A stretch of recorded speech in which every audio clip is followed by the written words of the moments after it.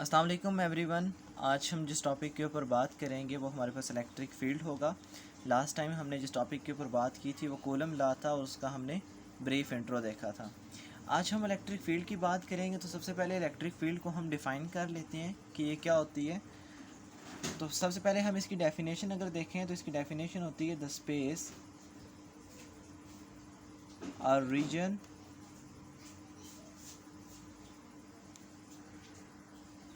the space or region around a charge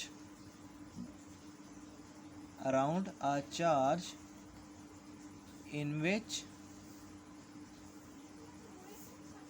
attraction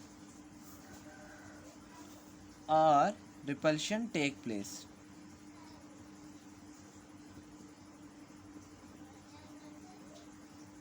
अब किसी भी चार्ज की बात करते हो तो उस चार्ज के अराउंड जो स्पेस है और जो रीजन है जहाँ पे या तो अट्रैक्शन फील करता है वो किसी दूसरे चार्ज के साथ या जहाँ पे वो रिपल्शन को फील करता है, बेसिकली वो जो स्पेस और रीजन होता है उस स्पेस और रीजन को आप क्या कहते हो? इलेक्ट्रिक फील्ड कहते हो। अब इस इलेक्ट्रिक फील्ड को आप डिनोट करते हो डॉट से, ठीक है। इसको आप डिनोट करते हो डॉट से। जहाँ पे डॉट की डेंसिटी ज़्यादा होती है आप कहते हो वहाँ पे इलेक्ट्रिक फील्ड स्ट्रॉन्ग है, और जहाँ पे डॉट की डेंसिटी कम होती है आप कहते हो वहाँ पे इलेक्ट्रिक फील्ड क्या है? वीक है, ठीक है। अब इलेक्ट्रिक फील्ड को हमने चेक किस तरह करना है कि किस तरह से हम इस इलेक्ट्रिक फील्ड को चेक कर सकते हैं कि कोई चार्ज एक इलेक्ट्रिक फील्ड प्रोड्यूस कर रहा है। तो इलेक्ट्रिक फील्ड को चेक करने के लिए हम क्या यूज़ करते हैं? हम टेस्ट चार्ज को यूज़ करते हैं। टेस्ट चार्ज बेसिकली हमारे पास क्या होता है? प्लस क्यू नॉट जो होता है इसको आप क्या कहते हो? टेस्ट चार्ज कहते हो। इसको टेस्ट चार्ज इसलिए कहा जाता है क्योंकि इसकी जो अपनी इलेक्ट्रिक फील्ड होती है वो अप्रॉक्सीमेटली ज़ीरो के इक्वल होती है। सो जब इसकी अपनी इलेक्ट्रिक फील्ड ज़ीरो के इक्वल होगी, सो जब दूसरे किसी चार्ज के करीब ही आएगा तो अट्रैक्शन और रिपल्शन फील होगी, तो हमें पता चल जाएगा कि इस चार्ज की यहाँ पे क्या है? इलेक्ट्रिक फील्ड प्रेजेंट है। फॉर एग्जांपल हम देखते हैं इलेक्ट्रिक फील्ड को। लेट अस कंसिडर, आप एक चार्ज क्यू को कंसिडर करते हो तो इसके अराउंड ये एक स्पेस होगी जहाँ पे या तो ये अट्रैक्शन को फील करेगा या यहाँ पे एक किसको फील करेगा? रिपल्शन को फील करेगा। तो इस पॉइंट पे अगर आप ये प्लस क्यू नॉट चार्ज को ला के रख देते हो, अब इन दोनों के दरमियान एक फोर्स प्रोड्यूस हो जाएगी, ठीक है। ये क्यू इस क्यू नॉट के ऊपर क्या लगाएगा? एक फोर्स लगाएगा। और ये जो आपके पास electric force per unit charge जो होती है इसको बेसिकली आप क्या कहते हो? इलेक्ट्रिक फील्ड इंटेंसिटी कहते हो, ठीक है। So electric field intensity basically हमारे पास क्या होगी? Electric force per unit charge जो होती है उसको आप क्या कहते हो? इलेक्ट्रिक फील्ड इंटेंसिटी कहते हो। अब ये जो इलेक्ट्रिक फील्ड है बेसिकली ये एक वेक्टर क्वांटिटी होती है, ठीक है।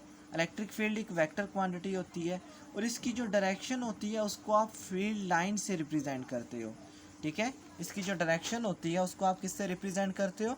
फील्ड लाइन से रिप्रेजेंट करते हो। और कभी भी दो फील्ड लाइंस एक दूसरे को क्रॉस नहीं कर सकती, ठीक है। इलेक्ट्रिक फील्ड लाइंस जो होती हैं वो हमेशा क्या होती हैं? वो यूनी डायरेक्शनल होती हैं, ठीक है।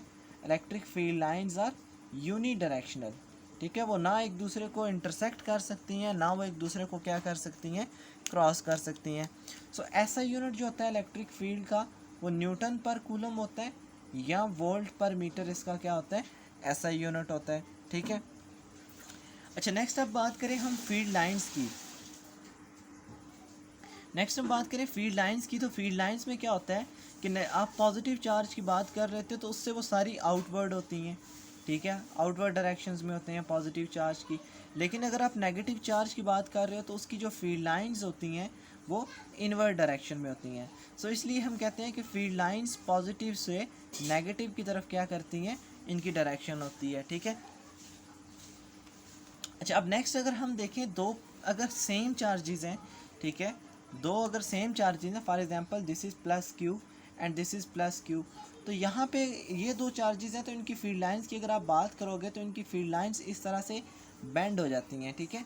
जब ये इस तरह से बेंड हो जाती हैं तो उस टाइम बेसिकली हमारे पास क्या होता है कि दरमियान में एक ऐसी लोकेशन बनती है जहाँ पे इलेक्ट्रिक फील्ड ज़ीरो के इक्वल होती है, ठीक है। और इसको आप बेसिकली क्या कहते हो? इसको आप न्यूट्रल जोन कहते हो, ठीक है।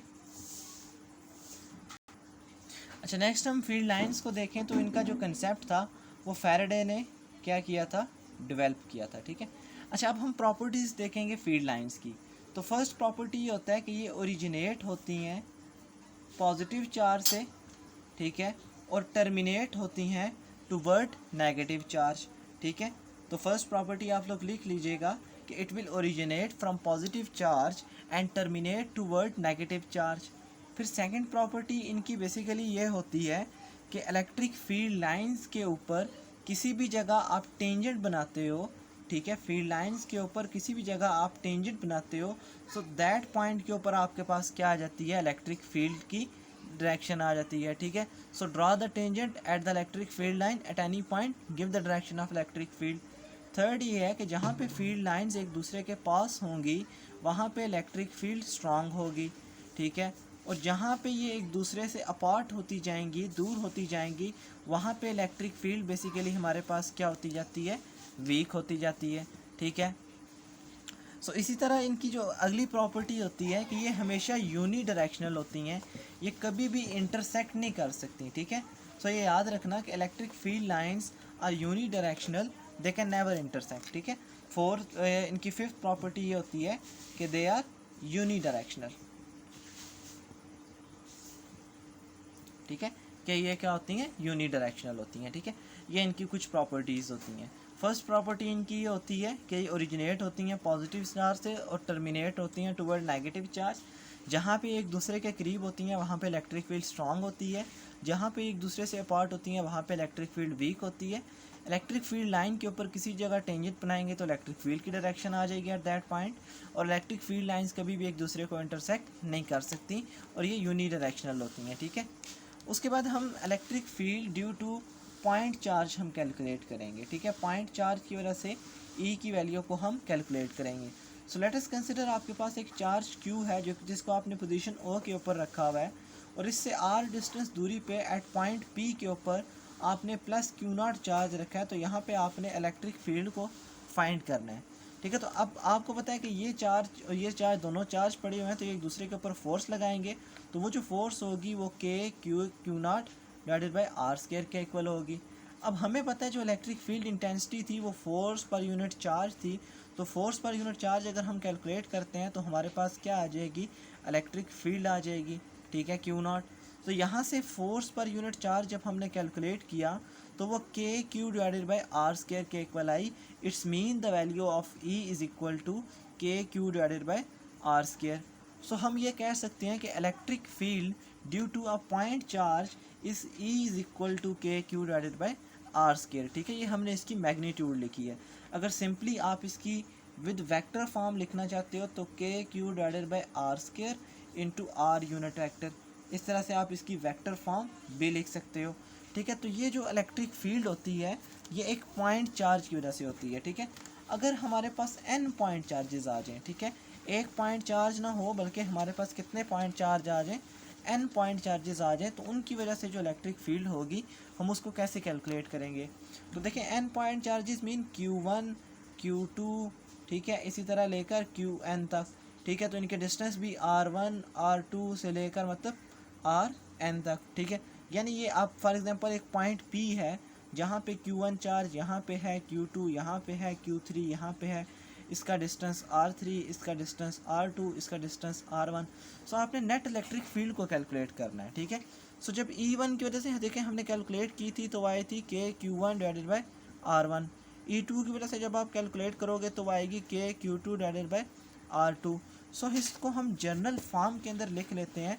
वो जर्नल फॉर्म बेसिकली हमारे पास क्या होती है कि जो ई नेट है, ठीक है, कि जो ई नेट है आपके पास वो के Q1 डिवाइडेड बाई R1 का स्क्वायर प्लस के Q2 डिवाइडेड बाई R2 का स्क्वायर प्लस के Q3 डिवाइडेड बाई R3 का स्क्वायर एंड सो करते करते के Qn डिवाइडेड बाई Rn का स्क्वायर।